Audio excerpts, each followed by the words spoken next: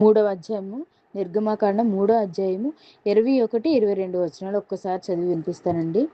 మరియు నేను ఈ జనుల ఎడల ఐగుప్తీయులకు కటాక్షం కలుగజేసేదను గనుక మీరు వెళ్ళినప్పుడు ఒట్టి చేతులతో వెళ్ళరు. ప్రతి స్త్రీయు తన పొరుగు దానిని, తన ఇంట నుండి దానిని, వెండి నగలను, బంగారు నగలను, వస్త్రములను ఇమ్మని అడిగి తీసుకొని మీరు వాటిని మీ కుమారులకును మీ కుమార్తెలకును ధరింపచేసి ఐగుప్తీయులను దోచుకుందురనెను. అంటే అక్కడ అర్థం దోచుకుందురని అంటే వీళ్ళు ఏదో తప్పు చేశారని కాదండి. అక్కడ దేవుడు న్యాయం తీరుస్తున్నాడు. ఎందుకంటే వీళ్ళు చేసిన పని కంటే వాళ్ళు ఇచ్చిన జీతము తక్కువ అండి.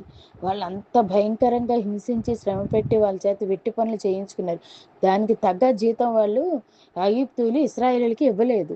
అందుకే దేవుడు ఏం చేశాడు, దేవుడు న్యాయవంతుడు కాబట్టి ఆ ఐగుప్తు దేశం నుంచి కనాను భూమిని స్వాస్థ్యంగా ఇవ్వటానికి ప్రణాళిక సిద్ధం చేసినప్పుడు వారిని అక్కడి నుంచి బయటకు తీసుకొస్తున్న సమయంలో అక్కడ ఉన్న వారితో దేవుడు ప్రజలకి ఈ విధంగా చెప్పడం జరిగిందండి. మీరు మీ యొక్క పొరుగు వారితోని ఇంట ఉండే వాళ్ళందరూ చుట్టుపక్కల